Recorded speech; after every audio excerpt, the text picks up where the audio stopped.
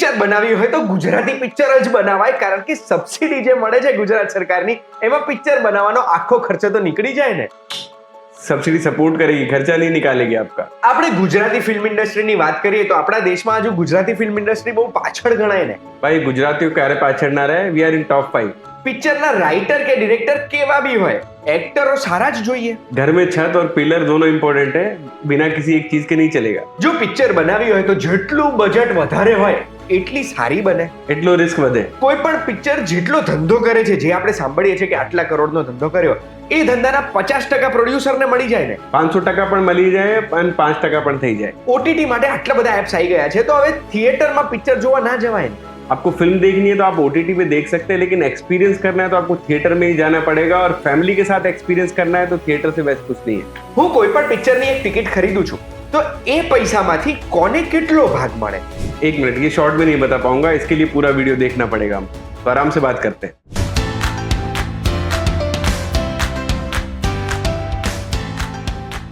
એક વાત કહું, આપનું સ્વાગત છે. મારું નામ છે ગુંજ ઠક્કર. છેલ્લા 5-10 વર્ષોમાં એક વસ્તુ આપણે નોટિસ કરી છે કે ગુજરાતી ફિલ્મ ઇન્ડસ્ટ્રી બૂમ કરી રહી છે અને બહુ જ સારી સારી પિક્ચરો ગુજરાતી ફિલ્મ ઇન્ડસ્ટ્રીમાં આપણે જોઈ રહ્યા છે. એવી જ એક મૂવી જય માતાજી લેટ્સ રોકના પ્રીમિયરમાં હમણાં રિસેન્ટલી હું મળ્યો હતો મનીષભાઈ સૈનીને. કેમ છો sir? Thank you so much અમને સમય આપવા માટે. તમે એમને ઓળખતા જશો, નથી ઓળખતા તો હું તમને કહી દઉં છું કે સર એક ડિરેક્ટર છે, રાઇટર છે. અત્યાર સુધી સરે 2 નેશનલ એવોર્ડ્સ જીતેલા છે. 2017માં એમની મૂવી ઢ માટે અને 2021માં ગાંધી એન્ડ કંપની માટે, જેમાં એમને બેસ્ટ ચિલ્ડ્રન મૂવીનો એવોર્ડ મળ્યો હતો. આ બંને નેશનલ એવોર્ડ્સ તો મળ્યા છે. એના સિવાય સરે ઘણી બધી સરસ સરસ મૂવીઝ આપણા માટે બનાવી છે, જેમાંથી લેટેસ્ટ છે જય માતાજી લેટ્સ રોક. જય માતાજી લેટ્સ રોકની વાત હું વચ્ચે વચ્ચે કરીશ, પણ આજે આ વિડીયોમાં હું સરને પૂછવાનો છું કે કઈ રીતે ગુજરાતી પિક્ચરો બને છે, એના ઇકોનોમિક્સ શું હોય, ધંધો કઈ રીતે થાય, ને આમ એક ગુજરાતીને જે સવાલો થતા હોય ને એ બધા સવાલો હું સરને પૂછવાનો છું. બટ એની પહેલા સર, હવે મારો ચહેરો તો થોડો સુંદર દેખાય જ છે, આટલા વર્ષોથી વિડીયોઝ બનાવું છું, તો હવે મારે અગર તમારા નેક્સ્ટ પિક્ચરમાં એક્ટિંગ કરવી છે, એક્ટર બનવું છે, कि पीछे कोई ने पण एक्टर बनવું છે तो ये कई रीते करी सके? देखो, इसके बारे में मुझे लगता है डिटेल से हम बात करेंगे, क्योंकि फेस के साथ और बहुत सारी चीजें होती है. आपको एक्टर बनना है या आपको भी एक्टर बनना है, तो इसके बारे में भी आज इस शो के एंड में हम बात करेंगे कि कैसे, अगर आपको इस कैरियर में आगे जाना है, कैरियर परस्यू करना है, तो कैसे जा सकते हैं. છેલ્લે જવાબ આપશો એવું? बिल्कुल लास्ट में. એટલે અહીંયા પણ પિક્ચરની જેમ સસ્પેન્સ ક્રિએટ કર્યું છે થોડા સા. તો પછી હવે next question Gujarati film industry વિશે પૂછવા માંગુ છું. તમે થોડી વાર પહેલા મને કીધું કે ગુજરાતી ફિલ્મ ઇન્ડસ્ટ્રી આજે બહુ જ આગળ નીકળી ગઈ છે, ટોપ 5 માં આવે. તો એક શું છે પોઝિશન ગુજરાતી ફિલ્મ ઇન્ડસ્ટ્રીની અને આગળ તમને ફ્યુચર શું દેખાઈ રહ્યું છે?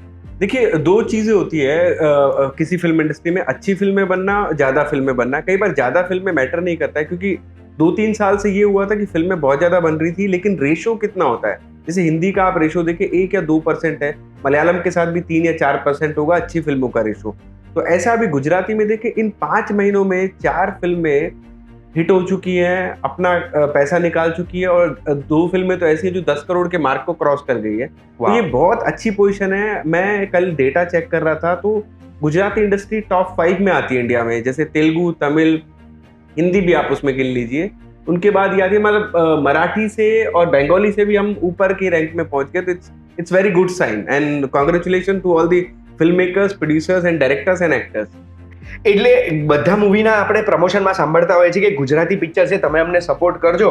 એ સપોર્ટ ઓડિયન્સ આપે છે અને કદાચ ફિલ્મ મેકર્સ પિક્ચરો પણ સારી બનાવી રહ્યા છે, એટલે આજે ટોપ 5 માં આપણે આવી ગયા છે. જી જી. તો હવે સર, એક મૂવી બનાવી હોય, આજે હું એક વાત કહું, એપિસોડ બનાવું છું તો એની પ્રોસેસ મને ખબર છે કે રિસર્ચ કરું, સ્ક્રિપ્ટ કરું, શૂટ કરું, એડિટ થાય, અમારી ટીમ એડિટ કરે, એના પછી રિવ્યૂ થાય અને પછી અમે રિલીઝ કરતા હોઈએ છીએ. એ રીતે એક મૂવી બનાવવાની જે પ્રોસેસ છે એ તમે મને સમજાવી શકશો? एग्जैक्टली ऐसा ही प्रोसेस है जैसा आपने बताया, गुंज भाई ने जैसा बताया कि फिल्म के लिए एक अच्छी स्क्रिप्ट की जरूरत है, क्योंकि वो 2 साल के लिए चलेगी और हमेशा के लिए उस पर फिल्म बन जाएगी, तो हमेशा के लिए रह जाएगी. तो अच्छी स्क्रिप्ट में आपको अच्छे एक्टर कास्ट करने हैं, अच्छी लोकेशन लेनी है जो स्क्रिप्ट के अकॉर्डिंग हो, शूट करना है, वो एडिट होगी.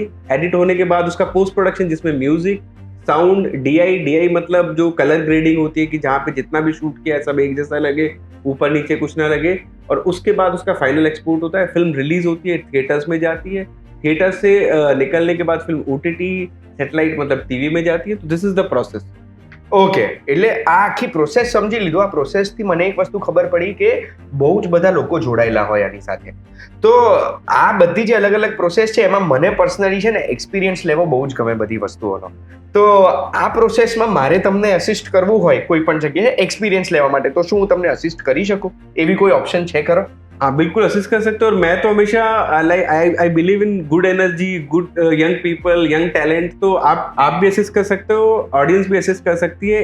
एक फॉर्म का हम लिंक डालते हैं आपके जो कमेंट बॉक्स में डाल सकते हैं. मुझे पता नहीं प्रोसेस कैसा है, लेकिन मैं आपको एक फॉर्म बताऊंगा. आप प्लीज वो फॉर्म अपनी ऑडियंस के साथ शेयर कीजिए. वो फॉर्म भरेंगे, फिल करेंगे और मेरी टीम उसको अपने नेक्स्ट प्रोजेक्ट के लिए रिकॉर्ड में रखेगी और हम आपको अप्रोच करेंगे. वाह, मतलब आपको असिस्ट कर सकते हैं कोई भी? बिल्कुल कर सकते हैं. इससे पहले भी ऐसा हुआ है कि मैं विजिटिंग फैकल्टी हूँ. मैं एनआईडी में इन सब जगह पे एज ए विजिटिंग फैकल्टी जाता रहता हूँ पढ़ाने के लिए. छोटे छोटे कोर्सेज लाइक 2 वीक का, 1 वीक का कोर्स. तो मेरा एक जो चीफ असिस्टेंट है, जो मेरी पहली फिल्म से ढ से है, वो रोहतक फिल्म स्कूल में मैं वहाँ पढ़ाने गया था, उनसे मिला था. Very talented, very hard working.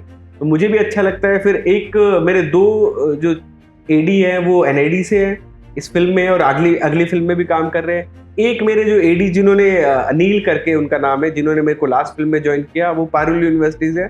तो लाइक मुझे अच्छा लगता है स्टूडेंट के साथ कोलैबोरेट करना, क्योंकि उनकी एनर्जी बहुत हाई रहती है. उससे मेरे को भी एनर्जी मिलती रहती है. तो अगर आप पैशनेट हैं तो प्लीज अपने आप को लिमिटेड मत कीजिए. और आपको अगर डायरेक्शन में आगे जाना है तो प्लीज आप डायरेक्टर्स को कांटेक्ट कीजिए, मुझे नहीं. और भी आपको डायरेक्टर अगर गुजराती फिल्म इंडस्ट्री के अच्छे लगते हैं तो आप सीधे डायरेक्टर को कांटेक्ट कीजिए. आपको एक्टर बनना है तो उसका प्रोसेस हम बताएंगे कि कैसे करना है. फिर से मैं आ रहा हूँ, शो चलता रहे. તો હવે તમે મને જે લિંક આપશો ને એ લિંક હું ડિસ્ક્રિપ્શનમાં મૂકી દઈશ. વિડીયો પતે ને એના 5 મિનિટ પછી તમે ભરજો, કારણ કે પહેલા તો હું ભરીશ. પહેલું અસિસ્ટ મારે તમને કરવું છે, પછી તમારું નામ એમાં આવશે. હવે નેક્સ્ટ ક્વેશ્ચન સર હું પૂછવા માંગુ છું સબસિડી વિશે.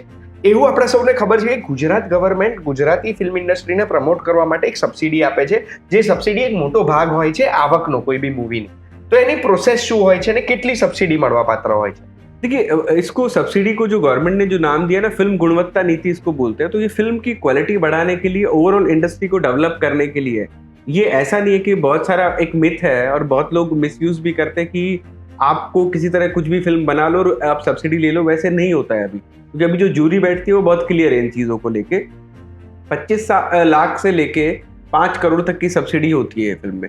तो 25 लाख से 75 लाख की जो सब्सिडी है, 75 लाख तक की सब्सिडी है, वो आपकी फिल्म पे डिपेंड करती है. आपकी फिल्म कैसी बनी है, उसमें गाने कैसे हैं, एक्टिंग कैसी है, डायरेक्शन कैसा हुआ है और उसके टिकट्स कितने बिके हैं. ये एक इंपॉर्टेंट पॉइंट है. 20 पॉइंट 100 में से टिकट सेलिंग के होते हैं. अगर आपके 50,000 टिकट बिके हैं टोटल ओवरऑल, तो आपको 20 पॉइंट्स मिल जाते हैं. बाकी 80 आपको जूरी पे डिपेंड करता है. अब रही बात 1 करोड़ से 5 करोड़ तक की सब्सिडी जो मैंने बोली थी, वो बहुत सारे फिल्म फेस्टिवल्स है. अगर आपकी फिल्म उधर जीतती है, विनर होती है, तो आपको मिलती है. जैसे आपको नेशनल अवार्ड मिला तो 1 करोड़, ये रजत कमल बेस्ट गुजराती फिल्म के लिए 1 करोड़. आपको गोल्ड मिला वहां पे तो 2 करोड़. फिर जैसे बहुत सारे फिल्म फेस्टिवल बाहर है, बर्लिन है, टोरंटो है, हांगकांग है, कांस है, ऑस्कर है, यहाँ पे आपको 2 से 5 करोड़ तक की, जैसे ऑस्कर आप जीतते हैं, कोई गुजराती फिल्म कभी ऑस्कर जीतती है तो उसको गुजरात गवर्नमेंट 5 करोड़ तक की सब्सिडी देगी. ऐसा मैं आपको बताना चाहता हूँ, ध्यान से सुनिए, ऐसा इंडिया में और कहीं पे भी नहीं है, शायद वर्ल्ड में भी कहीं पे भी नहीं होगा जो गुजरात में हो रहा है. तो मैं ये बोल रहा हूँ कि जिनको पैशन है, जिनको अच्छी फिल्में बनानी है, आप प्लीज वेट मत कीजिए. आप अच्छे से काम कीजिए अपने स्क्रिप्ट पे, अच्छे लोगों से मिलिए और अच्छी फिल्म बनाइए, पूरे वर्ल्ड में भेजिए. और गवर्नमेंट है यहाँ पे आपको सपोर्ट करने के लिए. તો સર મને તો જોઈએ છે તમને 5 કરોડ મળે, એના માટે મારાથી બનતો સપોર્ટ હું તમને કરવા માટે રેડી છું. 5 કરોડની વાત કરીએ તો રિસન્ટ મૂવીની વાત કરીએ, જય માતાજી લેટ્સ રોક. બહુ જ જોરદાર પરફોર્મ કરી રહી છે. આપણે આ શૂટ કરી રહ્યા છે ત્યારે લગભગ 3જું અઠવાડિયું પતવા આવ્યું છે અને 3 અઠવાડિયાથી આ મૂવી બહુ જ સારું પરફોર્મ કરી રહી છે. રિવ્યુઝ પણ બહુ જ સારા છે. તો મારે આ જય માતાજી લેટ્સ રોકનું જાણવું છે, એની જર્ની શું હતી? સ્ક્રિપ્ટ તમે લખી છે, એની ડિરેક્ટ તમે કર્યું છે, તો એનો આઈડિયા ક્યાંથી આવ્યો સ્ક્રિપ્ટનો? શૂટ કરતા વખતે કેવું હતું? પાછળથી એ તમને રિવ્યુઝ કેવા મળ્યા? મારે ખાલી એ થોડું જાણવું છે. एक मेरे दोस्त है, उनके नाना है. हाँ. तो नाना ना काफी लंबी पारी खेल गए थे, अभी नहीं रहे बेचारे. मतलब कुछ 1 साल पहले वो एक्सपायर हुए. उससे पहले मैं 2 साल पहले मैं कहानी लिख रहा था. तो उनकी ना हर साल वो जितने साल जीते थे ना, उनकी पेंशन बढ़ जाती थी. ऐसा कोई रूल था उनके, वो जहाँ पे काम कर रहे थे. तो हम विश करते थे कि ये बेचारे 100 साल तक जाए।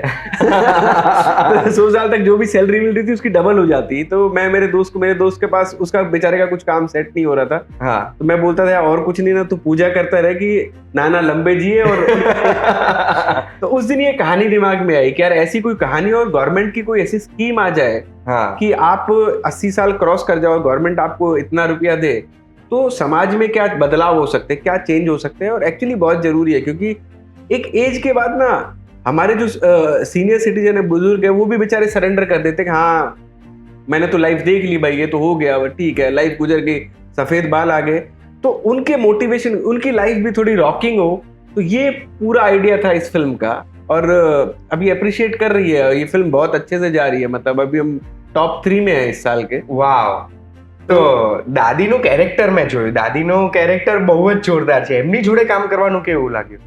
उतना ही जोरदार लगा जैसे फिल्म के कैरेक्टर को लग रहा था। दादी दादी है, वो फिल्म में जैसी है रियल लाइफ में भी वैसी है, तो बैंड बजाया था। बट अच्छा रहा। And she is very good actress. और अच्छी बात क्या है ना, शी इज वेरी नेचुरल। मतलब उनको पता है कि बहुत कम एक्टर होते हैं जो एक्टिंग नहीं करते हैं। हाँ, वही सबसे अच्छी क्वालिटी होती है कि आपको एक्ट नहीं करना, आपको रिएक्ट करना, आपको बिहेव करना है। तो शी डिड इट। एंड अभी हर जगह से आप देखेंगे प्रेज मिल रहा है, उनको तारीफ मिल रही है। હવે પાછું ફિલ્મ મેકિંગ પર આવીએ. એક મૂવીમાં એક પ્રોડ્યુસરનું કામ શું હોય ને એક ડિરેક્ટરનું કામ શું હોય? પ્રોડ્યુસર પૈસા લગાડે અને ડિરેક્ટર ડાયરેક્ટ કરે, એવું જ ને? नहीं ऐसा नहीं है। आपने शादी देखी होगी, घर में शादी में 2 लोग होते हैं, एक मम्मी होती है, एक पापा होता है। मम्मी क्या करती है ना, सारे शादी के गहने इकट्ठे करेगी, तैयारियां करेगी, औरतों को बुलाएगी, वो गीत गा रही है, सारी चीजें करेगी, मेहमानों से मिलेगी। और पापा क्या करते हैं ना, हलवाई को पैसे देने हैं, टेंट लगवाना है, बारात आ रही है, उसका अरेंजमेंट करना है। तो प्रोड्यूसर और डायरेक्टर दोनों ऐसे होते हैं, मम्मी पापा की तरह होते हैं। प्रोड्यूसर एक्चुअली, अच्छे प्रोड्यूसर क्या होते हैं ना, वो पूरी प्लेसमेंट करते हैं। अच्छा प्रोड्यूसर सबसे पहले इन्वॉल्व होता है, वो सबसे लास्ट में निकलता है। ये बहुत इंपॉर्टेंट सवाल आपने पूछा, क्योंकि अभी ये नहीं है, सिर्फ एक मिथ है। हमको ऐसा लगता है कि प्रोड्यूसर सिर्फ पैसे देता है। नहीं, प्रोड्यूसर पैसे नहीं देता। प्रोड्यूसर पूरा प्रोजेक्ट प्लान करता है। प्रोड्यूसर को पता होता है कि ये स्क्रिप्ट है तो ये कौन से OTT को जानी चाहिए, उसको सब्सिडी का भी पता होता है। तो प्रोड्यूसर एक्चुअली प्लानर होता है। और डायरेक्टर, जो मम्मी जैसे इमोशनल वैल्यू संभालती है माताएं, तो डायरेक्टर वो इमोशनल वैल्यू संभालता है फिल्म की, वो फिल्म बनाता है। उसका काम क्या होता है कि मुझे ऐसी लोकेशन पे शूट करना है, तो प्रोड्यूसर वो सप्लाई करवाता है कि ठीक है, डोंट वरी, मुझे ऐसे कैमरा से शूट करना है। तो एस्थेटिकली डायरेक्टर फिल्म को बनाता है और प्रोड्यूसर फिल्म को परोसता है। वो फिल्म को लेके जाता है, वो फिल्म को प्लेस करता है। और राइटर और डायरेक्टर दोनों में से ज्यादा इंपॉर्टेंट कौन है? नहीं, दोनों ही इंपॉर्टेंट है। सबसे पहले राइटर इंपॉर्टेंट है, क्योंकि वो इमेजिनेशन लेके आता है, और डायरेक्टर उस इमेजिनेशन को कैरी करता है, वो उसको बदलता है, पेपर से लेके रियल लाइफ पे लेके आता है। तो अगर राइटर ने अच्छा नहीं लिखा होगा तो डायरेक्टर कभी भी अच्छा नहीं बना पाएगा। और अगर राइटर ने बहुत अच्छा लिख दिया और इसने खराब बना, तो दोनों का संतुलन बहुत जरूरी है, दोनों का बैलेंस बहुत जरूरी है। तो दोनों इंपॉर्टेंट है। ऐसा बिल्कुल भी नहीं कह सकते कि अच्छा लिखा होना चाहिए और अच्छा बनाया होना चाहिए।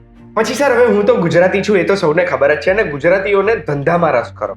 તો એક મૂવીનો જે ધંધો થાય છે, ટિકિટો વેચાય છે, OTTમાં એ મૂવી વેચાય છે, તો એમાંથી કેટલો ભાગ કોને મળે એ મારે જાણવું છે.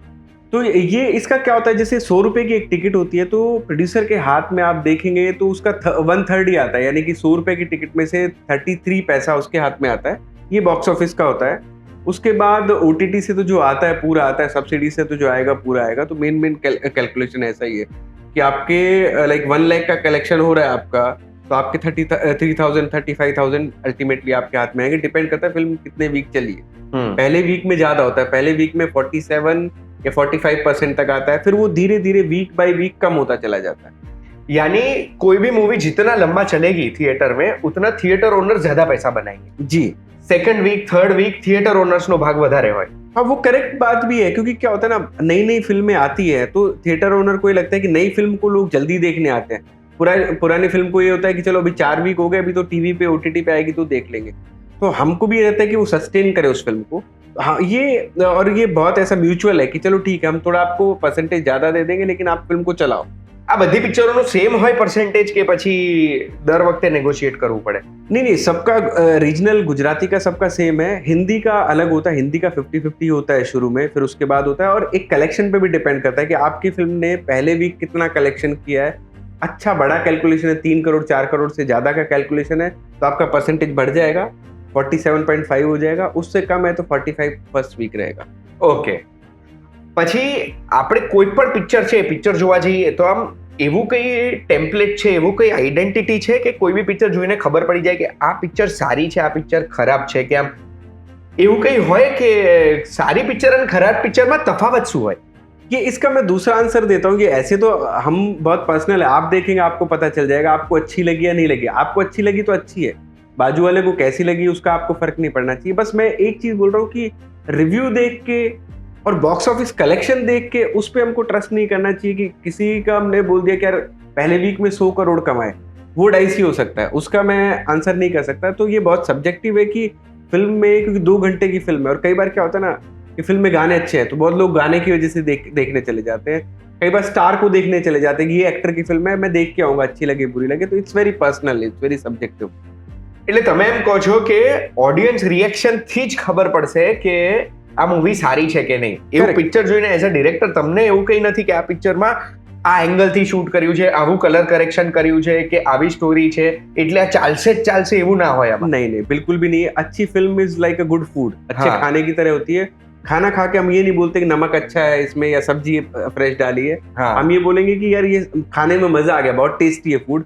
अच्छी फिल्म जो भी होती है उसका स्टेटमेंट ये होता है बहुत अच्छी फिल्म है, मजा आ गया देख के। હા ये इससे ज्यादा स्टेटमेंट नहीं हो सकता। કદાચ એટલે જ જૂની ઘણી બધી એવી મૂવી હતી જે નથી ચાલી અને પછી હવે एग्जैक्टली हाँ। एग्जैक्टली। तो ये 2-3 टाइप होते हैं फिल्म के। जैसे एक टाइप होता है जिनकी शेल्फ लाइफ लंबी होती है, जैसे जाने भी दो यारो, હા अंदाज अपना अपना उस टाइम पे आई, नहीं चली, लेकिन वो याद रही धीरे धीरे। मैं मेरी एक फिल्म का एग्जांपल देना चाहूंगा। ढ मेरी जो पहली फिल्म थी, बहुत ही कम बॉक्स ऑफिस कलेक्शन किया था। अभी तक मेरी जितनी भी फिल्में सबसे कम बॉक्स ऑफिस कलेक्शन ढ का था, लेकिन सबसे ज्यादा लोग मुझे ढ के नाम से जानते हैं। आज नेटफ्लिक्स पे है और नेटफ्लिक्स पे बहुत गिनी चुनी गुजराती फिल्म्स है, तो उधर है। और सबसे ज्यादा नॉन गुजराती लोग मेरे को ढ के नाम से जानते हैं। मैं दिल्ली में अभी गया था तो वहां पे लोगों ने, बहुत सारे लोगों ने देखी हुई थी कि हमने ढ देखी और हमारी फेवरेट फिल्म्स में से एक है। વાવ तो कई अच्छी फिल्मों का शेल्फ लाइफ जरूरी नहीं है वो 2 या 3 हफ्ते है, वो थिएटर में रहे तो वो अच्छी लगेगी, वो धीरे धीरे 1 साल बाद भी याद आने लगेगी लोगों को, 2 साल तक भी वो वैसे ही यंग रहेगी।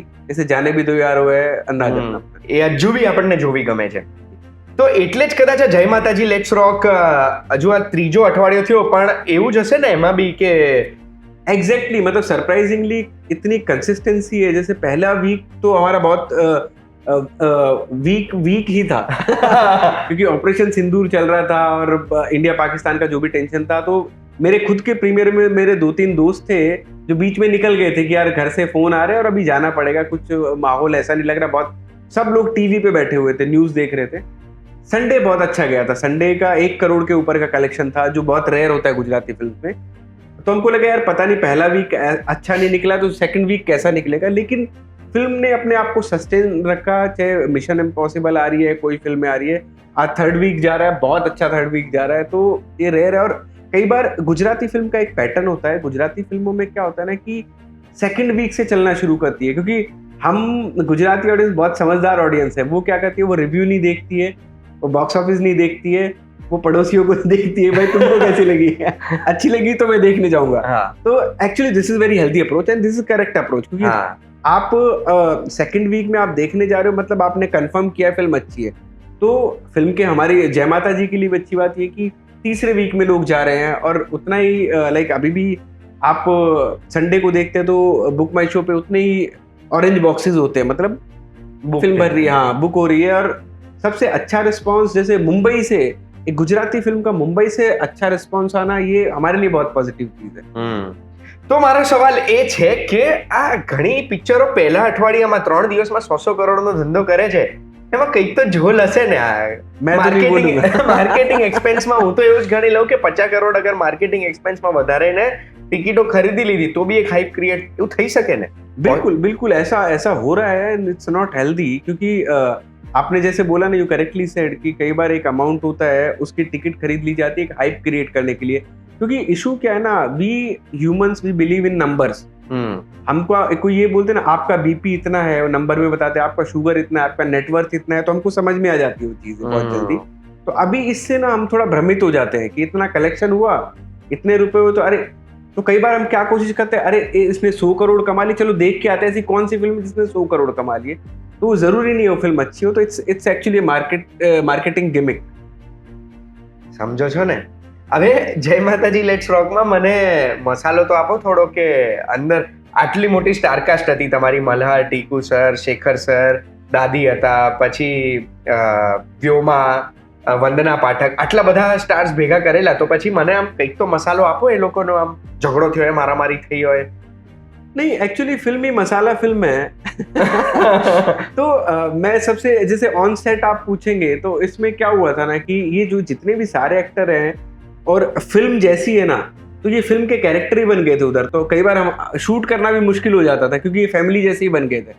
हाँ, तो वो बहुत मुश्किल था। दादी अपना स्वैग लेके आई है फिल्म में, दादी जैसी रियल लाइफ में मैंने बोला वैसी फिल्म में थी। तो दादी को कई बार हैंडल करने के लिए 4 लोग लगते थे। मैं बोला आज मेरे में एनर्जी नहीं, आज दादी को आप मैनेज करो। तो बहुत बार सुबह सुबह दादी की आरती उतार देते थे कि पूरा दिन ठीक निकल जाए। टीकू सर बहुत सपोर्टिव है। टीकू सर की एनर्जी अलग है, मतलब हम यंग लोग हैं, हमसे अलग एनर्जी उनमें है। तो टीकू सर आते थे, बहुत सपोर्ट करते थे, 2-3 चीजें एक्स्ट्रा बोल देते थे। मल्हार भाई तो बहुत डिसिप्लिन्ड है, तो उनका कुछ ये नहीं है। वो आते हैं, मैं सर 2 मिनट लेट हो जाऊंगा, मैं बोला ऐसे कौन बताता है 2 मिनट लेट। तो he is very discipline. Vandana ma'am तो चार्म रहती है, मतलब वो जिस भी फिल्म का पार्ट रहती है डेफिनेटली वो ऐड करती है फिल्म में। तो ये था क्योस। इसमें सबसे बड़ा ये था कि हमने लास्ट ईयर मई में शूट की थी फिल्म, मई एंड में, इसी टाइम पे शूट की थी। तो 52 डिग्री में हम शूट कर रहे थे। अब 52 डिग्री कैसे हो जाता था कि बाहर 47 डिग्री है, अंदर सब लाइट्स लगे हुए हैं, हम सिंक साउंड कर रहे थे। सिंक साउंड में फैन भी अलाउ नहीं होता है क्योंकि जो एक्चुअल लोकेशन पे जो साउंड होता है वही फिल्म में जाता है। तो वो सब बंद हो जाता था। पूरी लोकेशन कवर है क्योंकि ऊपर से सनलाइट ना आए, हम आर्टिफिशियल लाइट यूज करें, तो 52 डिग्री तक टेम्परेचर पहुंच जाता था। एक दिन हमने मेजर किया तो उसमें सबके पसीने नहीं आ रहे हैं, वो मैनेज करना, सब खुश लग रहे हैं, और 52 डिग्री में आप वैसे ही नहीं बैठ सकते, आप एक्ट कैसे करोगे। तो ये बहुत बड़ा चैलेंज था। लेकिन आप फिल्म देखोगे तो आपको कहीं ऐसा नहीं लगेगा, फिल्म में आपको लगेगा ये जनवरी के टाइम में शूट की, क्योंकि फिल्म में जनवरी दिखाया हमने। ओके, तो बहुत स्मूथ लगती है, कुछ ऐसा पता नहीं चलता है। વાવ। જે આવનારી પેઢીના ફિલ્મ મેકર્સ છે, જેમને ફિલ્મ્સ બનાવી છે, કે જે કદાચ યુટ્યુબ વિડીયોઝ બનાવતા હોય કે ઇન્સ્ટાગ્રામ રીલ્સ બનાવતા હોય, એમને તમે શું એડવાઇસ આપશો? मैं बेस्ट एडवाइस दे दूं? हाँ, ठीक है। तो आपको क्या करना है, सबसे पहले आपको एक कहानी लिखनी है। 1 पेज की भी हो सकती है, 5 पेज की भी हो सकती है। आपको शॉर्ट फिल्म बनानी है। हाँ, अच्छी कहानी लिखिए, ज्यादा से ज्यादा लोगों को डिस्कस कीजिए, ऐसे लोगों को इन्वॉल्व कीजिए जिनको पैसा नहीं चाहिए, जिनको पैशन से काम करना है और जिनमें टैलेंट भी है। मतलब खाली इमोशनल वैल्यू पे नहीं चलेगा, आपको लगता है इसमें टैलेंट है। और कुछ लोग हैं जो पैसा मांगते हैं, आप उनको कन्विंस कीजिए कि प्लीज मेरे को सपोर्ट कीजिए, मैं आपको आगे सपोर्ट करूंगा। इट वर्क्स, ये ऐसा होता है। मैं भी लोगों को वो शेर और चूहे वाली कहानी सुनाता हूँ और वो मेरे को बिलीव करते हैं और आगे मैं बोलता हूँ कि ये चीजें काम आएगी। कम से कम बजट में एक शॉर्ट फिल्म बनाइए, 10 से 15 मिनट की, उससे बड़ी नहीं होनी चाहिए। कम से कम बजट में, मैं कम से कम क्यों बोल रहा हूँ कि जितना आप पैसा बचाएंगे उतना आप बाकी डिपार्टमेंट में इन्वॉल्व होंगे, उतना आपको सीखने को मिलेगा। तो पैसा बचाना एक्चुअली सीखना है, तो ये पार्ट ऑफ लर्निंग आप इसको समझे। कम से कम पैसे में बना के उसको, आज वर्ल्ड में 1000 से ज़्यादा फिल्म फेस्टिवल्स चल रहे हैं, आप इस फिल्म को उधर भेजिए और आप चेक कीजिए कितने फेस्टिवल में सेलेक्ट हो रही है, कितने में जीत रही है। नहीं जीत रही है तो कोई बात नहीं, दूसरी बनाएंगे। इससे अच्छी लर्निंग कुछ भी नहीं हो सकती। वाह, ये बेस्ट है। मैं बोल रहा हूँ, मैं हूँ या मार्टिन स्कॉर्सेसी है, सब आपको यही एडवाइस देंगे कि कम पैसे में अगर आप फिल्म बना सकते हो तो कोई फिल्म स्कूल आपको इससे ज्यादा नहीं सिखा सकता। તમે પહેલી શોર્ટ ફિલ્મ કેટલામાં બનાવી? 1800 रुपए में। वाह, અને કેટલા ફિલ્મ ફેસ્ટિવલ? ये 40 से ज्यादा फिल्म फेस्टिवल में गई थी और शायद 12 से 13 फिल्म फेस्टिवल में ये फिल्म जीती थी। फिल्म का नाम है कहानी कुछ और है, यूट्यूब पे कहीं है नहीं, लेकिन मैं कोशिश करूंगा उसको डालने की। लेकिन ऐसा ही था, एक मेरे को ध्यान है, मैं एनआईडी में 6th सेमेस्टर में था, मतलब 3rd ईयर में था, और जावेद अख्तर जूरी में थे, और फिल्म को जो अवार्ड मिला था बेस्ट डायलॉग का अवार्ड मिला था। वाह वाह, बेस्ट फिल्म ये तो मिला ही था सब। तो सबसे ज्यादा आपको लर्निंग ऐसे होती है कि आपको कैमरा भी समझ में आता है, आपको एडिटिंग, क्योंकि सब कुछ आप खुद कर रहे होते हो, खुद देख रहे होते हो। तो सबसे बेस्ट एडवाइस यही है। वाह सर, क्या आंसर्स दिए आपने। आप महान है, आप ग्रेट है, आप लेजेंड है। मैं तो कहता हूँ आप पुरुष ही नहीं, आप महापुरुष है। अब सबसे मेन क्वेश्चन, मुझे आपकी फिल्म में एक्टिंग करनी है, कैसे करेंगे? यस, सबसे मेन क्वेश्चन है, सॉरी आपको वेट करवाया क्योंकि ये सब बातें भी बतानी जरूर थी।